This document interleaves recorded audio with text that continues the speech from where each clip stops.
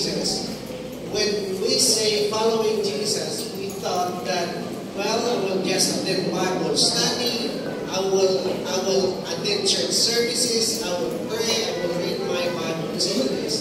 Those things are included in the deal. Meaning, those things are included in the deal. But I found out in the Bible, hindi nalingin ang pag-follow kay Jesus sa pagbasa lang sa Bible, sa pag-attend sa Sunday services, to attend house church, to read your Bible, and to pray, and to meditate the Word.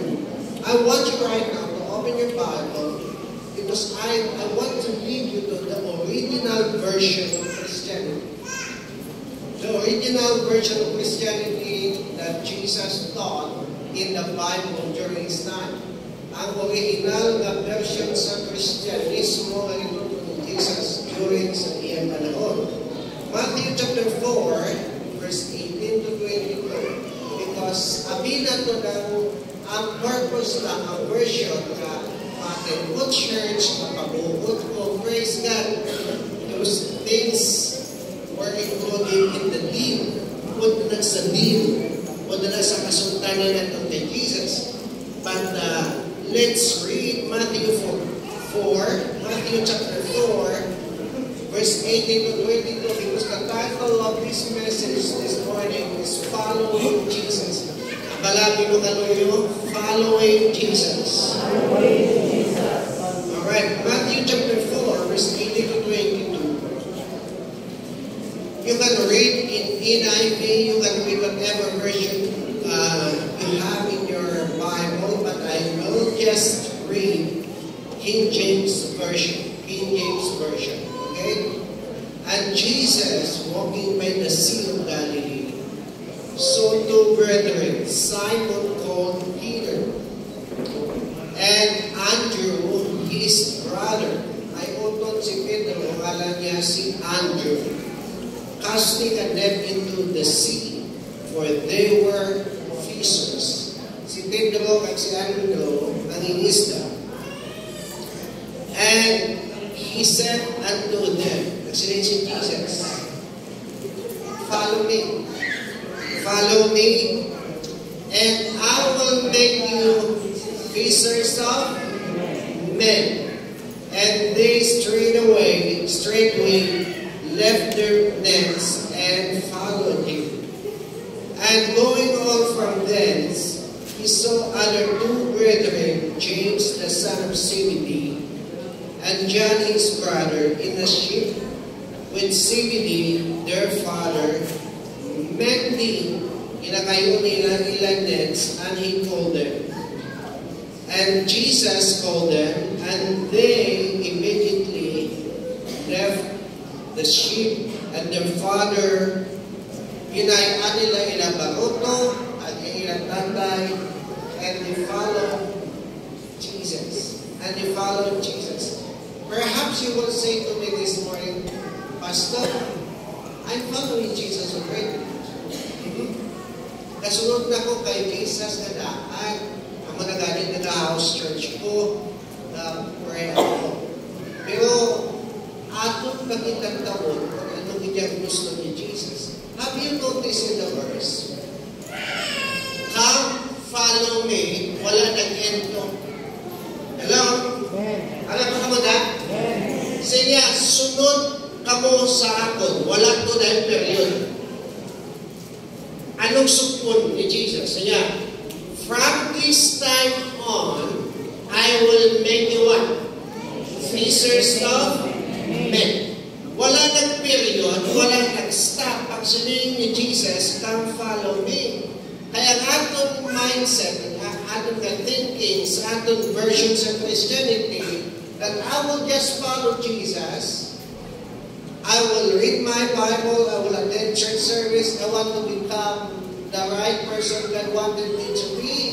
Gusto ko maging righteous. Yes. Gusto ko maging right before God. There's nothing wrong about that. But may support si Jesus. Ang support niya, I will make you what? Fishers of men. Kung si Jesus, parehas ang una, according to Hebrews 13 verse 8, Jesus is the same yesterday, today, and forever. Kung nagapati kita, if He calls His disciples back then, kung ang una niya pagpanawag sa niya mga disipulo sa una by saying, follow me, He calls us today, napanawag mo sa subong sa atin by saying, follow me. Kung gitawag yung disciples, come follow me, Jesus is calling to each and every one of us right now, follow me. So mga agad, tama pa tayo, let's pray. Father God, we pray for your anointing. We pray for your word. Your word is powerful. Anoint our hearts, O Lord. Anoint our ears. Make us sensitive and attentive to your word. Jesus, teach us and convict us, Holy Spirit, as we listen to your word, because we want to apply these words in our lives. We thank you, Lord, in Jesus' name. Amen. Damo-damo sa ato ng pangamuyo na nagasiling sa atong prayers, Lord, I want to follow. I want to follow you. And we sang that very familiar song and very popular song. I have decided to ano? I have decided to follow Jesus. I have decided to follow Jesus. Ano ang supon niya? No turning back. No turning back. We sang that song. Okay? In Cantata Ina, we prayed the prayers, we sang that songs. I have decided to follow Jesus. However, listen to this. However, there is one important question that we fail to ask. May isa ka pamangkot na nag-fail kita magpamangkot sa inyong question. Ang pamangkot, because I want to follow Jesus, the question this morning, where is He going? Sabihin pa ka to si Jesus because you want to follow Him. Where is He going? If we are very serious about following someone for the rest of your life, example, masiling ka, gusto ka, naluya ko sa imo, maupunan ko sa imo, punang imo gusto, dapat interesado ka, lahat sa sila katao, kundi sa pakatdo. Hello? Kasi ka, pagaligan mo ni kabay, interesado ko sa iya. Pero dapat ibaluon mo ang iyang destinasyon, kundi sa pakatdo. Kaya kung nagasawahin na ka mo, kundi siya, dito ka ba? Hello?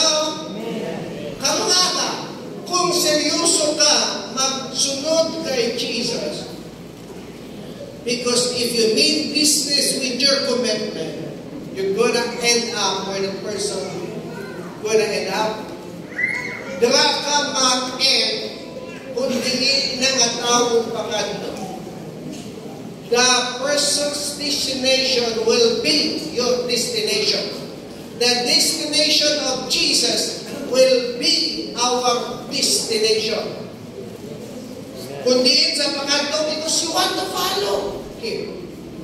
If you want to follow me, you need to agree to follow me kundi pakadto ang akon nga destination. So that that person's destination will become your destination. And you need to know one another. Kung gusto mo kilalawan ng isang katao, ang doon sa kunin sa pakadto, dapat ibaluon mo na ang tao and follow that person. If we are serious about following Jesus, ladies and gentlemen, there is one chapter in the Bible. Listen carefully. May isa lang ka-chapter sa Bible that gives answer to that question. Where is He going? I want you right now to open your Bible in Luke 15. Luke 15, verse 4. Ang samantason ng mga verses, listen to this before.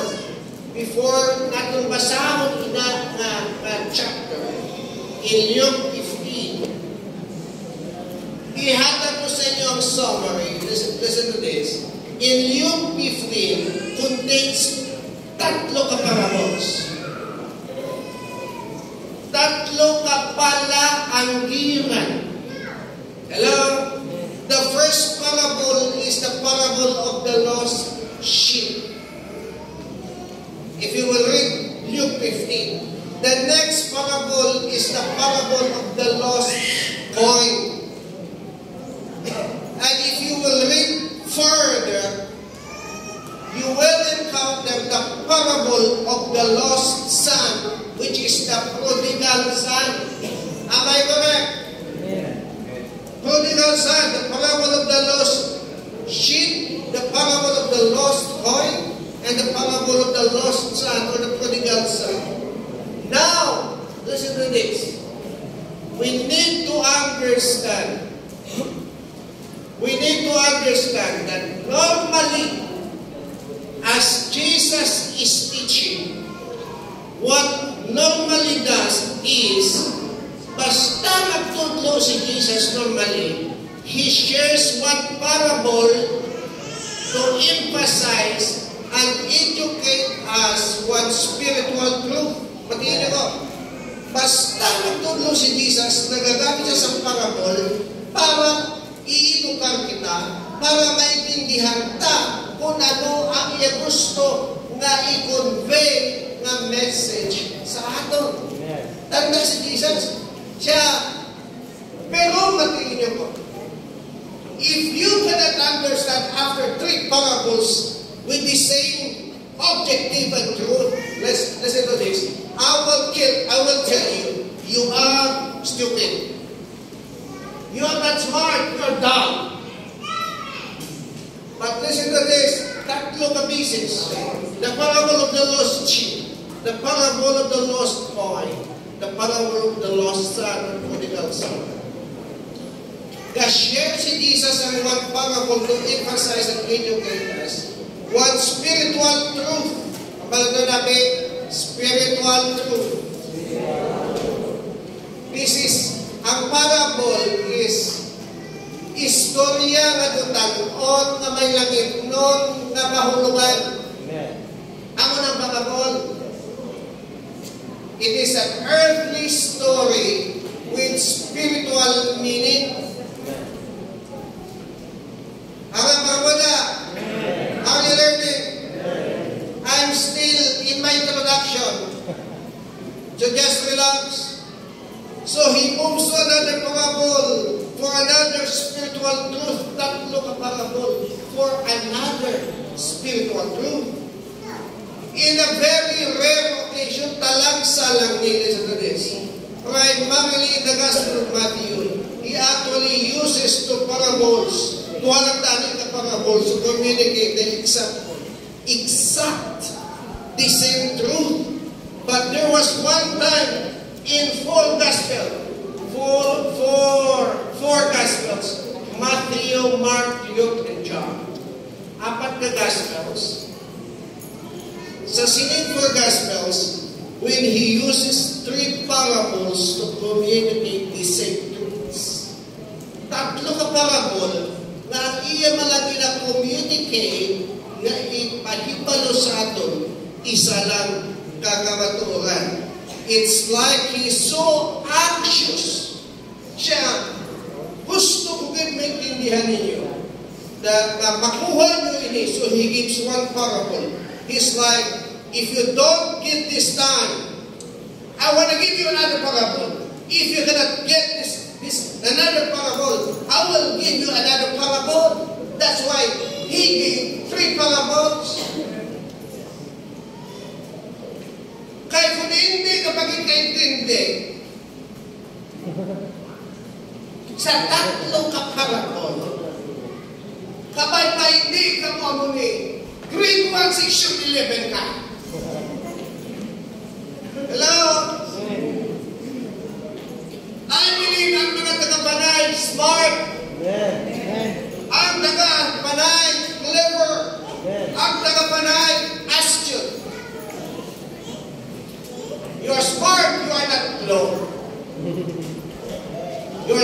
balay ko kaluyo, smart ka.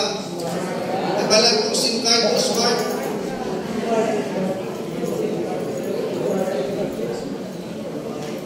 Anxious si Jesus because siya ko hindi yung kang hindi makuha.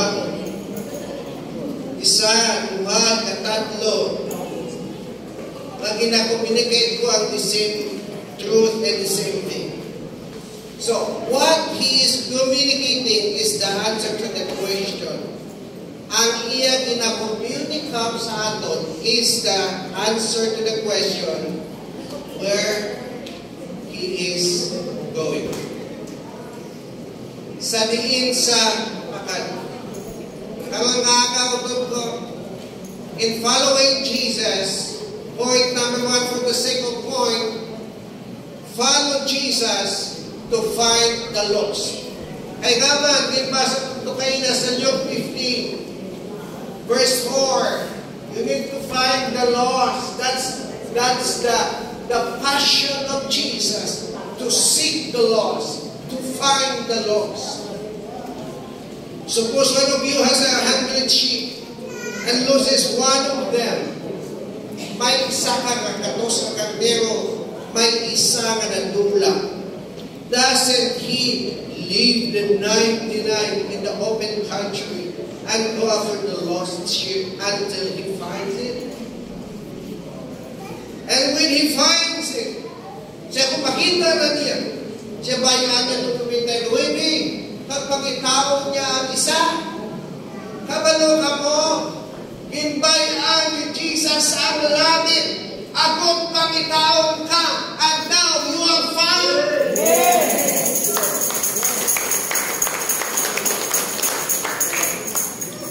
He leaves the 99 to seek the lost one sheep. In verse 5, and when he finds it, he joyfully puts it on his shoulders, and he goes home. When he calls his friends and neighbors together and says, rejoice with me, I have found my lost sheep. I tell you that in the same way, there will be more rejoicing in heaven over one sinner who repents, other than 99 righteous persons who do not need to repent. Kabalo ka mo kung may isa lang katao na magbaton kay Jesus. Biska isa lang na magbiya sa ilang mga sala, nagapista sa langit, sang salubing dahil nuebe, na wala nagbiya sa ila sala. Why? Because you are precious in the eyes of God.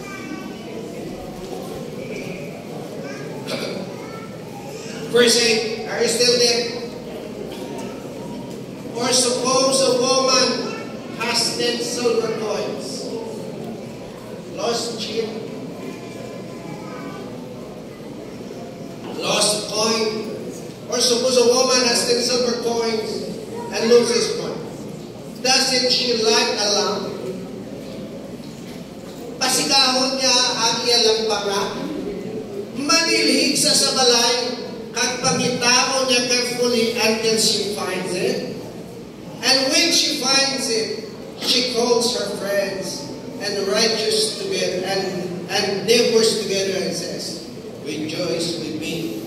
I have found my lost coin. In the same way, I tell you, there is rejoicing in the presence of the angels of God over one sinner who repents. Yung pangitang kita sa Diyos, hindi gano'n kita unang napangita sa iya. Siya ang nangita sa aton. Sa mga pulang pa kita, sa mga makasasala kita, nagtalikod kita sa iya. Malahanon ka, ipangita ka, hinula niya yung lugo sa imo, agod maluwas ka, palakpakin nyo ang inyong Ginoo.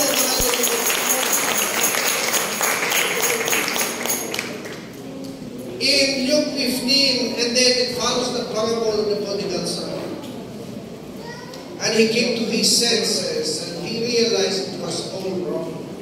And he decided to go back to his father's house, hoping that his father would receive him at least as a servant or a slave. Sunod sa istorya. Siya ko din magbago na akong tatay, iskan ulipon na lang ako, basta mabalik ako dito sa akong tatay. Kaya nakarealize sa kasalanan niya ng inobra. But he is still far away. The father sees him and runs up to him and hugs him and fully restores him to the point where his brother, who was home working all time, was jealous of the attention and believed that his lost son was shown by his father. Tingin niyo ko, kung isa may salaman kita, ang mga magulang na bata, kung may iba na naritagan sa atensyon ang iba na house church leaders, masungkot ka mo tayo, kay balo, may ginatagaan na sa mabang atensyon. Potod ko, magakalibay ka, kay may kalag na nagtugang sa ginariyan sa Diyos. Palakpakan natin tayo sa Jesus. So let's analyze these three parables. Every one of these three parables, there is something that are in common. Sa tatlo sa sininga mga palangiran, there is something that are in common. First, listen to this. There is something that is in a wrong place. Sa sininga parable, may arang sa salak na lugar. There is something that is in the right place. And there is a person representing God. The first parable, nag-inbasa na ito sa Luke 15, parable of the lost. Ano? Nakuha nyo, parable of the lost? In that parable, we have God represented in the shepherd. Kita ang karnero, ang shepherd, amo ang Diyos. Madamo ang mabisis, nagtalikod kita sa iya. Pero ang shepherd, piskan, ano katigas ang karnero, pinapabalik niya. Nagtalikod ang karnero. Ang basubay ko, we are like sheep who turn our backs from Him. Na-lead astray kita. Pero pinapabalik kita sa shepherd. Nagpalanggaon kita sa chief shepherd. His name is Jesus. Pero pangalan si Jesus.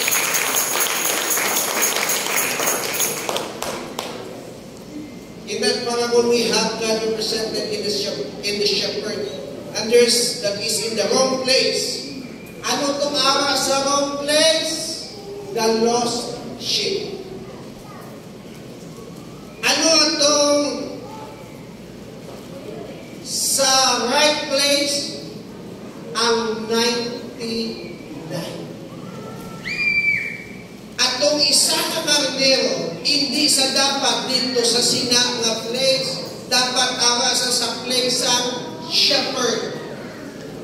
And the right place is the 99, is in the 99, dito sa 99 ng mga sheep. Naintindihan nyo naman ko sa lingon? They were with the shepherd, and they're supposed to be there. Ara sila sa shepherd. The second parable, God represented in the woman. And there one thing that is lost, and that is the lost 1 coin. And the 9 coins are in the right place. Ang 9 coins sa right place. Ang 1 coin sa wrong place. Sa diin kita sa unang place. Right or wrong? But praise God, right now we are in the right place. Kaya ipili kita sa Diyos. But attitude-wise, na-notice ko sa parable, the eldest son was in the wrong place as well. Physically, he was in the right place. But tungkol sa batasan niya, ang nagsugod sa tatay niya, awit kung ibilog natin niyon, siya pang ihabad sa baka. Nabasa niyo ng istorya? Kung palasungkod ka mo, tulungan niyo ko din. mga magulang ka mga bata, dito sa istorya sa prodigal son. Hambal na sa ako, pastor. Tukay na ko. Di wala mo dito kitagaan kape. Ang bagong ginatata ko, pastor. Hoy, iyapan ko sa iyo mga bukit-bukit ka na. Nasurahan ka na sa pagpalangga ng atensyon. Dapat ang bago tagaan na atensyon kay bagulang sila punag. Ano gusto nyo pagkatapos ang bibi ihamoy ta? Dapat katapon. Ay kamo, nagasagong na kamo tubig. Nalagkong na kamo. Tingaman pa kamo. Amalay mo kaluyo, lugay sungkot.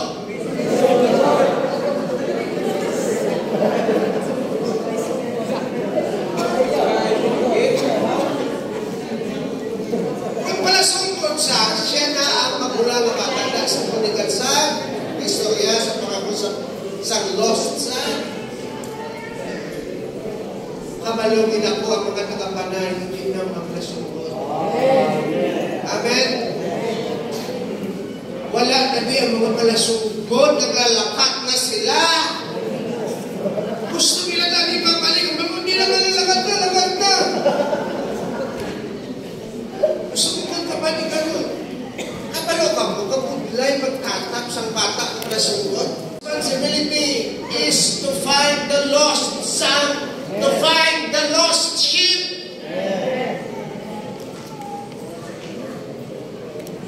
Now the big point Jesus is trying to make now in the parables after one another is this.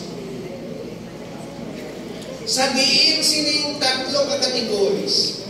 Right place, wrong place, represents ang Diyos.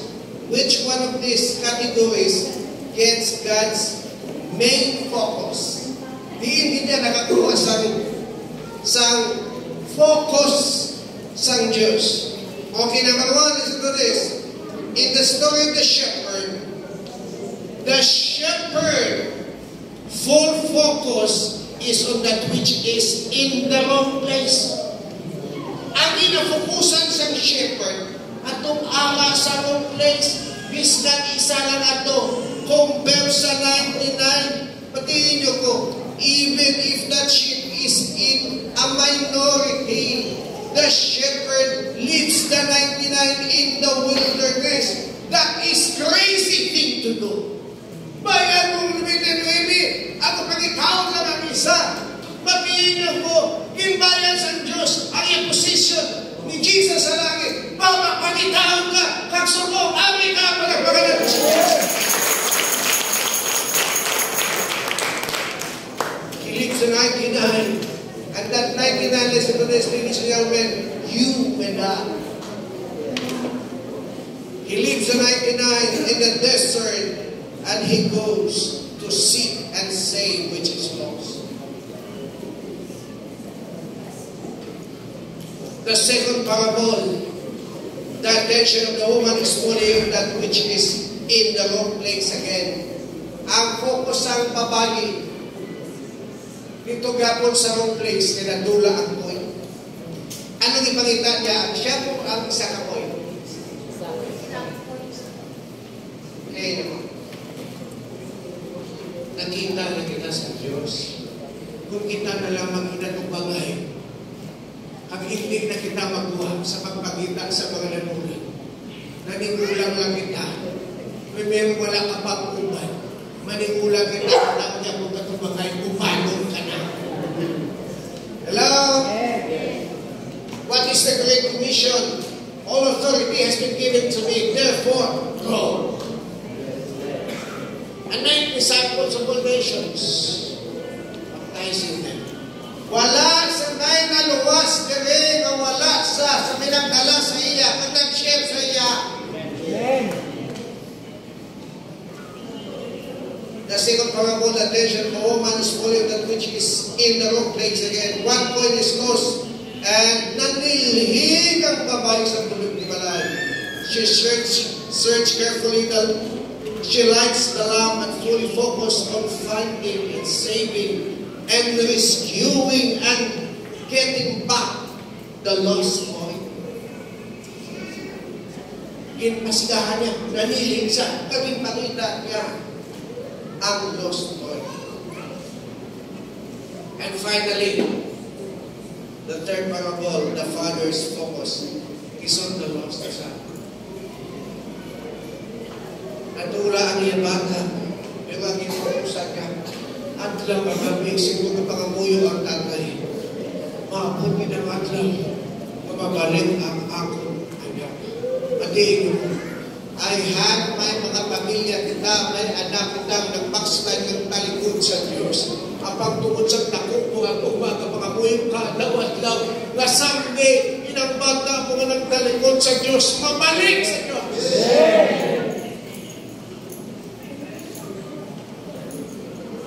The father's focus is on the lost son.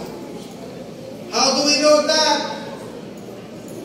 Because when he returned, sa nagbalik ang bata, when he was still far away, samtang malayo pa ang bata, nakita na sa isang tatay. Kung sabi mo nagbabantay ang tatay, kasi isang pilakataw mabalik ng aming bata. Malayo pa ang bata, kita na sa iyong tatay. What does that tell you and me? The father, anong bunsin sa akin? Anong ginahambal sila sa akin? The father was standing there looking every single day. Every single day. Praying that this might be the day when his beloved son would return. That's the reason why when you repent of your sins, there is rejoicing in heaven. Sa isang kakalag, kag sa isang katao, mamagtalikod sa ilang sala, may paghinugyaw sa langit. Palagpagan ako namin si Jesus na nagahinugyaw. When he finally saw him over there in the horizon, malayo pa, kita niya na yung bata, he ran for his life to greet him and welcome him back. And he hugs his son. So the point Jesus is trying to make is this. His attention is focused on that which is lost. Ang old version, the original version of Christianity is we will not just sit back, we will not just keep listening to the pastor. The original version of Christianity is we need to go out and seek, which is what is lost. Amen. Yes. To find the lost. Amen. To seek the lost. That's what I mean. Yes. He's going to find the lost sheep. He's going to find the lost son. And he is going to find the lost one. And on this way to that, which is the wrong place, he turns around. And his eyes meets mine eyes and your eyes, who in the right place, and he says, follow me. Hinahampalan kita sumo ni Jesus. Follow me. I want to make you fishers of men. That's the original version of following Jesus. That we will go out and seek the lost, to find the lost son, to find the lost boy, and to find the lost sheep. Follow me not only to church on Sunday.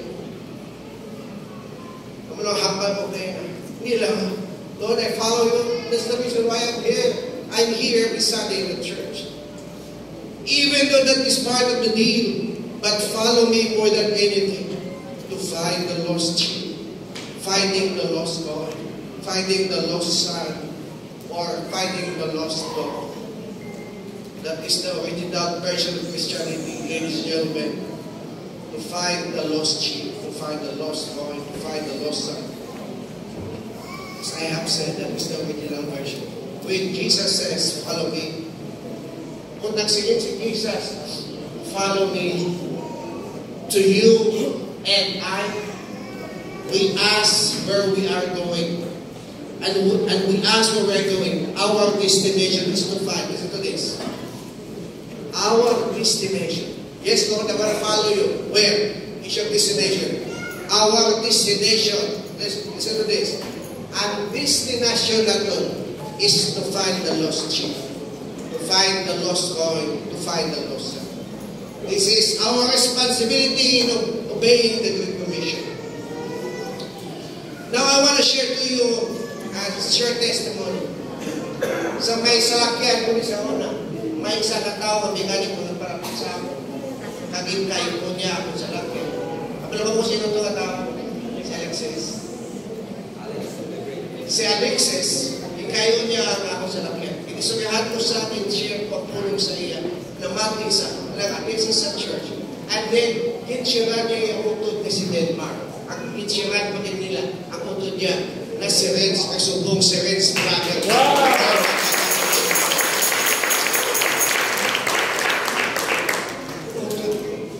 May mga tao sa buwan na nadulak sila, nagtalikod sila sa Diyos. Dapat naton sila magtao pinakakay sa kahon ni Jesus. Kung wala si may mag-share sila habas ng Bible, paano sila makabalik? Amen. Paano sila maglakad kung wala si may nagpadala sa iyo? This is our responsibility to obey the Great Commission. Pati, tama na lang nato na pinamati sa akong wali. Damo na nawali. Pusok-pusok na ako. Kinatuyo na lang ako sa tao. This is high time for us to go out. Pwede ko. May mission dito sa Mindanao sa mga Muslim. And we use the name Isa Al-Masih because once you will use the name Jesus, antay sila sa word ni Jesus. Pero kung gamitin mo Isa Al-Masih, bato nila, actually, si Isa Al-Masih, pumanas sa Jesus. Gina-reach out ang mga unreached places sa kalibutan at wala pa makapot sa puno sa Diyos. Kung matiin nyo ko, matiin. Pero kapalo wala makapot pila ka porsyento ang wala maabot sa Pilipinas ang pinakadamo. Matiin nyo ko, matiin. 85% sa population sa Pilipinas wala maabot at Katoliko. Yes. Right. 100% minus 85, pila ka percent pila? 10. Pila? 15. Patayin nyo po. Sa 15%, dala na kita, di ba? Dala ng Iglesia ng Pitoy, dala ng Saksi ni Uga, dala sa Kibuloy, dala mga kulto, anong Mormons, ang kunano pa, di ba? Dala na sila sa 15%. Ang 85%, ang unang dakuta, kalalaputon. Yes, yes. Ay, ang ato lang kung ba't ito pinungko lang kita. Mayroon na ako to si Jesus. Okay, niya ko. Ang sa Bible, makapagod si Jesus. And this gospel shall be preached to the whole world as a testimony, and then the end shall come. Iwali ang may puno sa Diyos sa kalibutan bilang testimony, and then makapagod ang katapusan. Let's go back to these two men that we read about initially. Nag-umpisa kita sa Matthew chapter 4. Halika natin ito. One of them was called Peter. Si Pedro. We know, and he went to follow Jesus, si Pedro. Primero ang ngalan niya, Simon. Kinisla niya ngalan sa Pedro. Primero, maayo ang iya dinuga to follow Jesus, and it did really well. But later on in his life, at time when Jesus was arrested and the road to Calvary started, nag-adjust si Peter. Peter made an adjustment in the way he followed Jesus. In Matthew 26, verse 58 to 68, and I want to give you my point number 2. But Peter followed him. Dili na makaka-judgment. But Peter followed him at a distance. Right up to the courtyard of the high priest. He entered and sat down with the guards to see the outcome. Di ba sa mga pero nakita nyo, may pamapit Karisma, si Pedro, pasal si Jesus sa krus, si Pedro galantaw lang kay Jesus from a distance. Tapos may nagpalapit siya, sundalo siya, ganay ka mo. Pati nyo man eh. Pero antes na nagsabat si Pedro, nagsilingin si Pedro, siya ikaw, Pedro, balik Jesus. Antes mamano ang manok, hindi na yung makakatawa ni Jesus. Balik Pedro, Jesus, patyanay, ang alam ko patyanay. Over my dead body. Nowhere! Sang-ara na. Nadula na ang pagpilagin ni Jesus. Naglapit na lang sa ilansang sa krus. Ambal sa mga sundalo siya. Ubdanay ka mo. Anong balibin mo? Laka siya na. Hindi ko. May adjustment na nga natapo. Because Peter followed Jesus at a distance. Don't follow Jesus at a distance. That's point number 2. Don't follow him from a distance. Don't follow him from a distance. He denied ni Peter, to make a long story short, he denied Jesus 3 times. Kabay pa tayo kung araw mo sa eskwelahan sa inyong mga trabaho, hindi nyo man pag-i-deny si Jesus. Uktanay ka mo na, sa panay assembly. Sino na sa tanayan?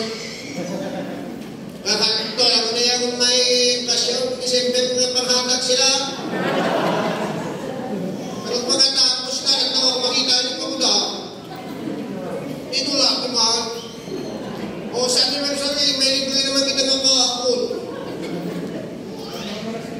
Libre! I promise libre! Wala bayad! Kung gusto nyo bayad, hindi na pagpalibanan. Gusto nyo mag-amon, hindi may pagpalibanan.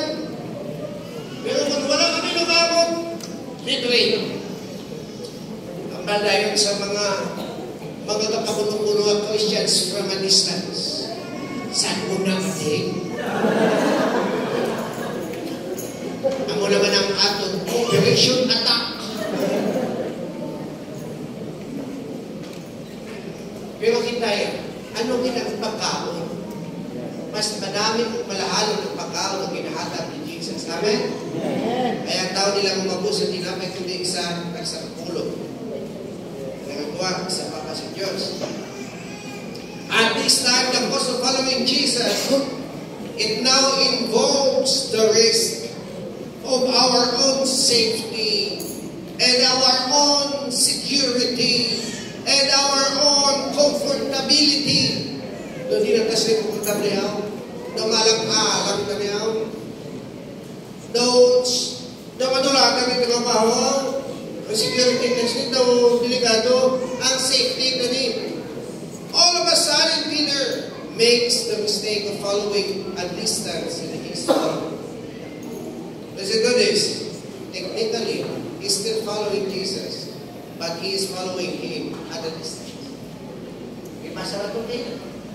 Sa Matthew 56:58 to 68. When we allow, listen to this, a distance in following Jesus, patayin niyo po, our relationship to other people will change. Patayin niyo po? Amen. Kung nag-iibong pagsunod-sunod lang kay Jesus, may distansya. Hindi ka po close. Ang ibong relasyon sa ibang na tao, kag sa Diyos na ba sa kanan. Galayin. All of a sudden, the focus will be on our security, our safety. And not on the lost sheep, not on the lost coin, not on the lost son.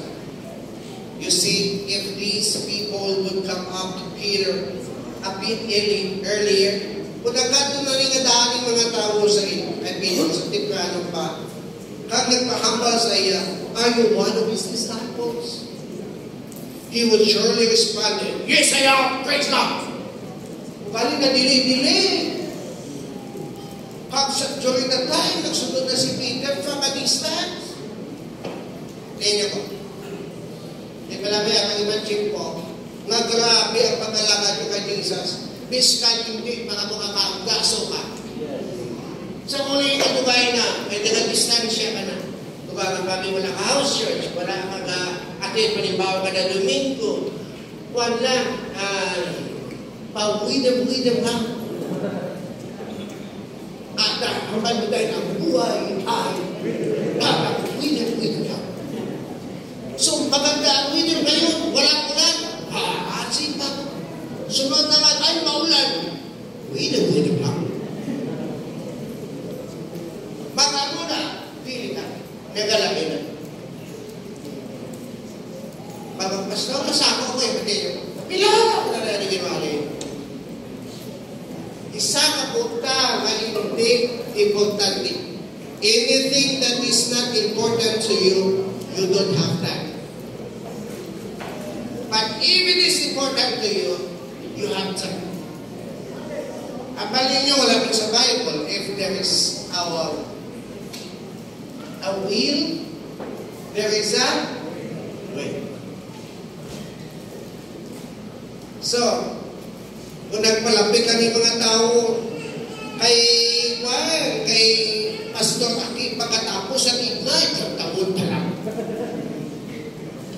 O, Aki, Pastor Aki, ano na yung mga natin sa lugar? Ano lang, nag-ignite na kalayo pa.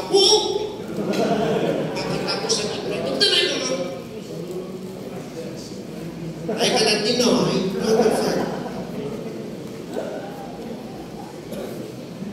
Di pala kung kaso-kaso, kapis kang demonyo, wala ka mahal mo. Pero kung wala ka na sa kalayo, isang gamay lang ang pagyabot ka, kaisol ka na. Kabay pa, hindi pag-inakawiya si Jesus, si Iskan, diin man ka mo. Ipagtala sa buong mundo na anak ka sa Diyos. Hallelujah!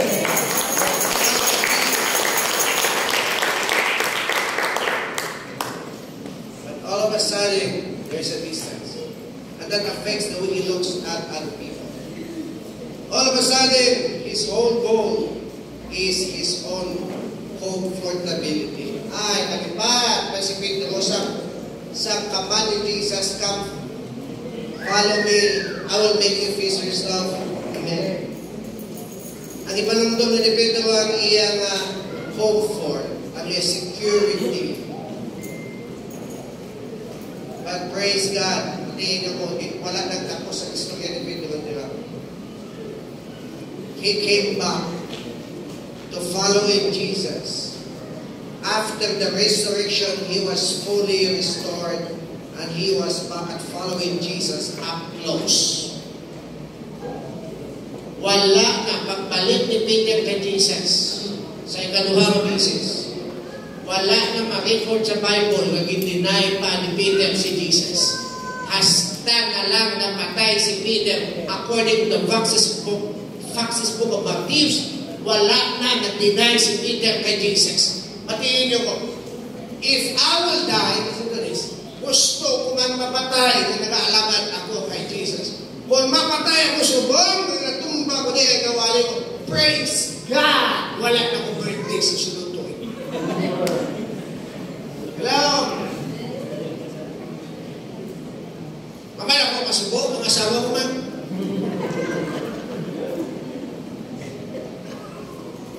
So after the resurrection was fully restored, nagbalik sa ang focus naman ni Peter, nagbalik naman about the lost sheep, the lost coin, and the lost son.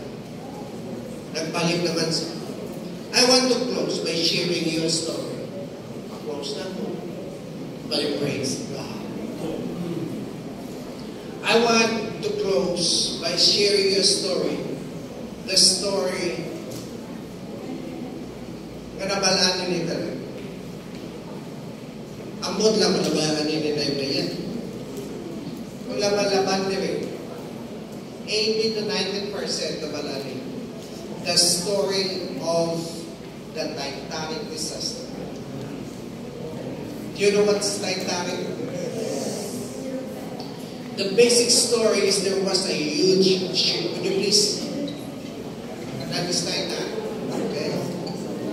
The largest man-made object in the world at that time.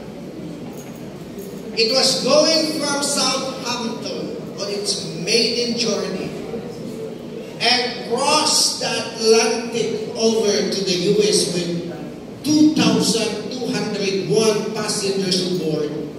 And in the middle of the night, the ship collided with an iceberg. Bumonggo ini nga bangko, kahambal nila, wala sing may makapalugdang sining bangko. Pero sa sinagtungang gabi, nag-collide ini nga bangko sa iceberg and it started to sink. Now, listen to this. It took quite a long time for the ship to go down. Kapag bunggo, hindi man din sigida nga naglugdang tayo. So about 3.5 hours from the impact, magkabunggo until it completely disappeared. 3.5 hours. Hasta nga nagkulang din ako. So there was a lot of time for lifeboats to be placed in the ocean. Nakadilangoy na sila. Okay? Alam ko, ang namanundong niyo, si Jack at si Rose. Hello?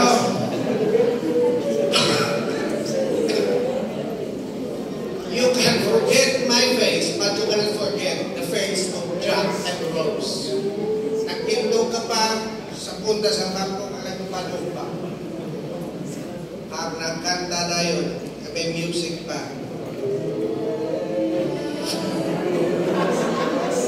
Hello? Okay, paligid natin.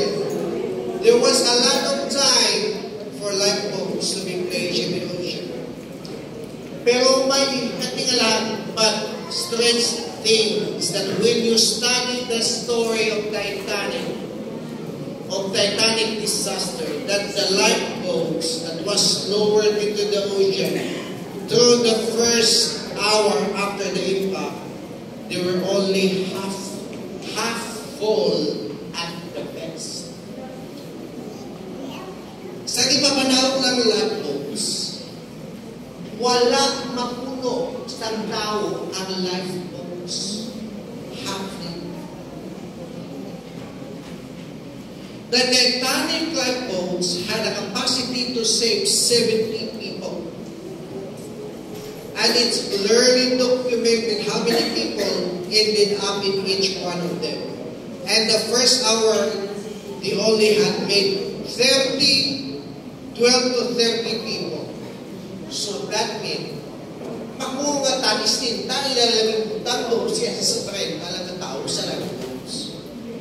So consider ko sinan that when the ship finally went down all over the ocean, there were all these lifeboats only half full.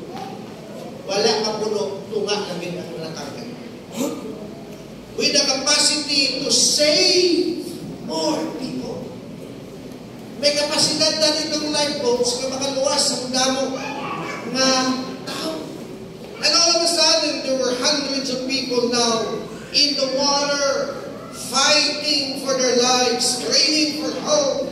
And this is where what is called the second disaster of the Titanic.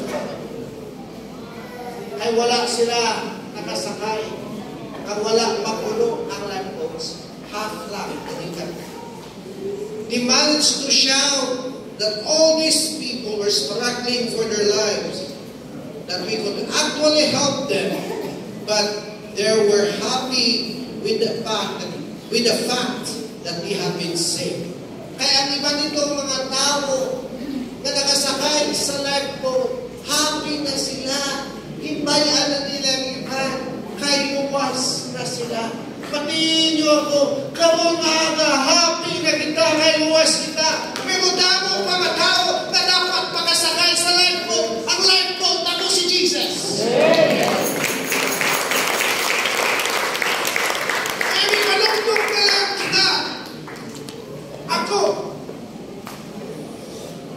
They were, pagkatapos nagsakay, alin daw mga tao, nag-ibalik pa yun. Inaluwa sila. Pagkatapos sakay sa half lang, they were rowing away. Only one single boat ever returned to pick up survivors from the war. Naglalakad na itong ibang na lifeboats. Ang isa lang na lifeboat na nagbalik, ang balikan ang mga tao na nagalaboy-laboy, may nagasingit, nagastruggle dito, kay malamig ang tubig. And when I knew that it was the Spirit of God started speaking to us, saying,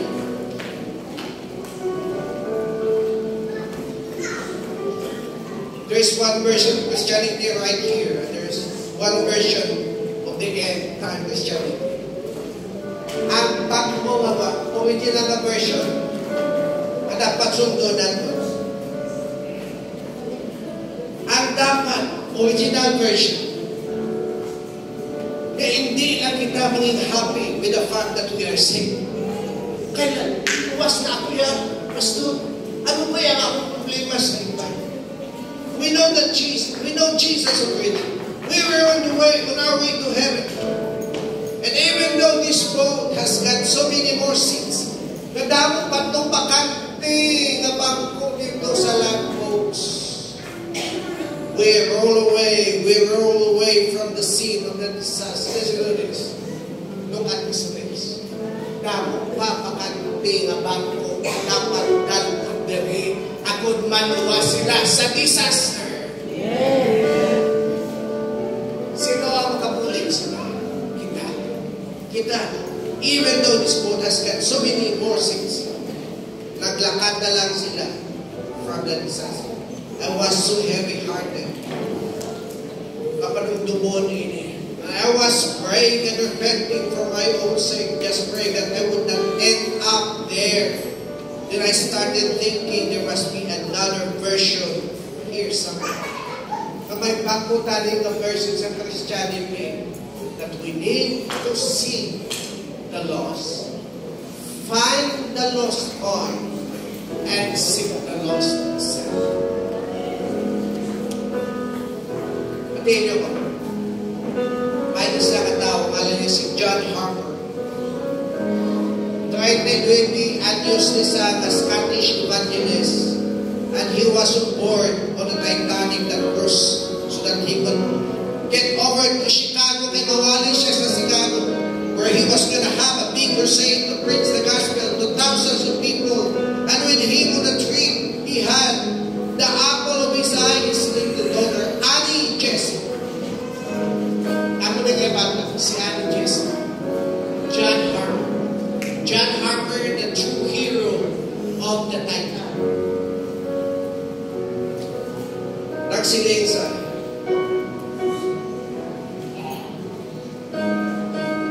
siya sa iyang bata.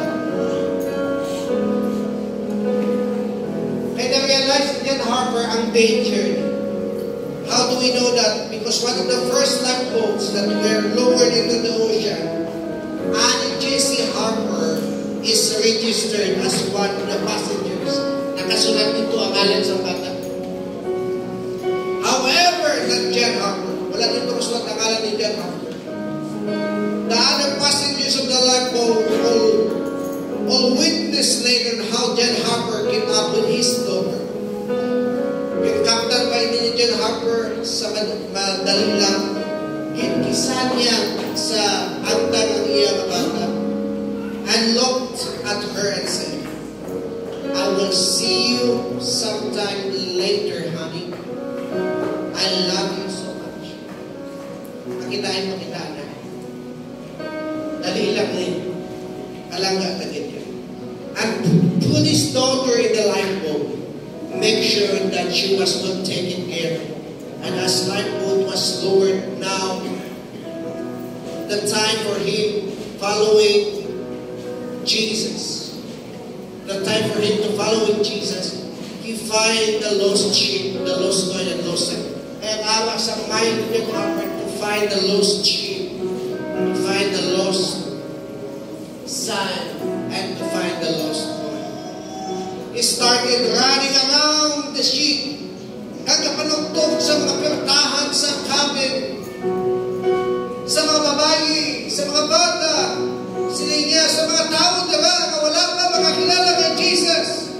Get to the lifeboats. Sakay na kami sa lifeboats. Now because his first perspective was that if I die tonight, siya, papatay ko sa mga gabi, I know I'm going to heaven. I'm gonna get there a bit sooner than I thought. But someday, kung mapatay ini mga tao sa mga gabi, na wala sila makakilala kay Jesus, they will move into eternity from separated or eternity separated from God. My calling right now as follower of Jesus is finding that lost sheep, that lost coin, that lost. All around him, lifeboats were lowered. He could have gotten into any one of the lifeboats. Tani pwede ito kasakay si John Harper sa mga lifeboats. And we could not have blamed him. But John Harper ended up being one of the hundreds in the water that night. And realizing he was in the water and the lifeboats were rowing away. Samtang nagalako siya sa tubig ang mga lifeboats na palayo na, he realized that there was no more chance for survival sa wayan ni Chacha. So he changed his battle cry. Iniwan niya yung battle cry. And he started to call out at the top of his voice. Nagsingit si John Harper sa bilog na bangko kasi mga tao mga kapatid, believe in the Lord Jesus Christ and you will be saved. Believe in the Lord Jesus Christ and you will be saved.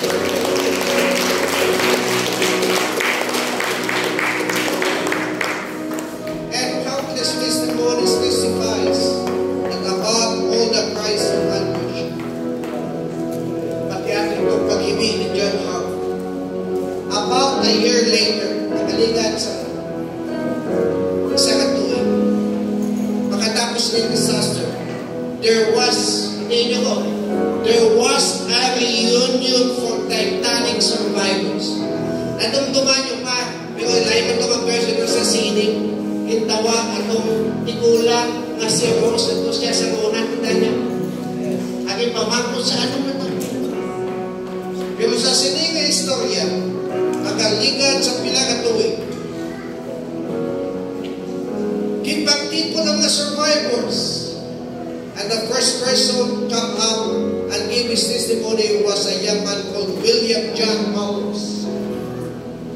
He said, I was only 19 years old when I boarded the Titanic, and I was one of the many hundreds who ended in the water that night, holding into a piece of debris, trying to make it, but realizing I'm going to die tonight before my life has even begun. He shared that current brought him close to John Harper, and John Harper looked at the 19-year-old, tulog ni John Harper, 19-year-old, and he shouted, do you know Jesus?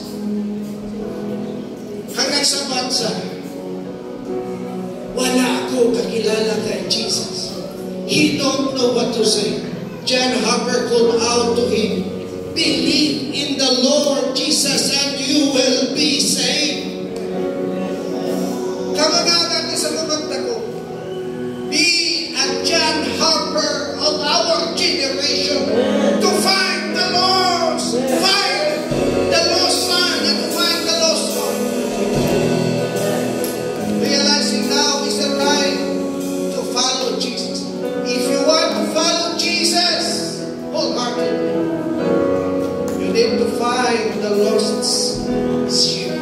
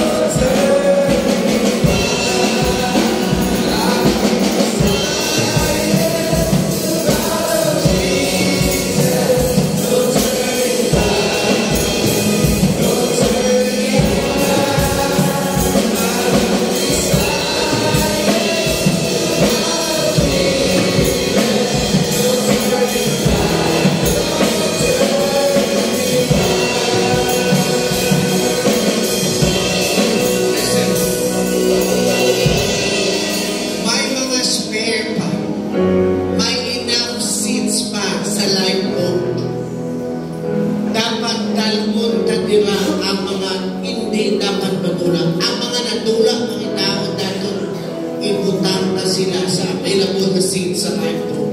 And that lifeboat is Jesus. Yes. Jesus can save us. Jesus is our Savior. Hallelujah. I cannot afford. Kabat ang natapos sa Titanic na single disaster will happen to this church. Although wala na silang concern sa mga nagalangoy pa dito, pag nagasingit, they're screaming for their life. We need to go back and rescue the lost sheep, the lost coin, and the lost son. We need to rescue them because God loves the world that He gave His only begotten Son, that whosoever believes in Him shall not perish but will have everlasting life. Me and John Harper in our generation, we need to go out to find the lost sheep. Thank you, Lord. Raise your hands once again. Up high.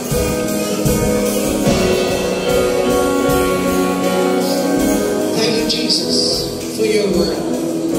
We want to follow you, but we want to go back to the original version of following you.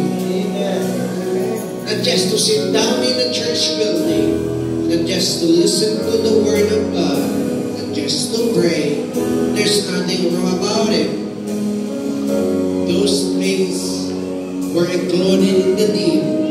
But as we follow you, we will go out to find the lost sheep, to find the lost boy, and to find the lost son. Thank you, Lord God, for what you have done. We will do our part, Lord, as we fulfill this great commission. Jesus, use us as your instrument, as your mouthpiece to preach the good news to the lost people. Thank you for your word, O God. Bless your people. We honor you. We glorify you. The Lord bless you and keep you, and may His face shine upon you. We gracious to you. The Lord turn His face toward you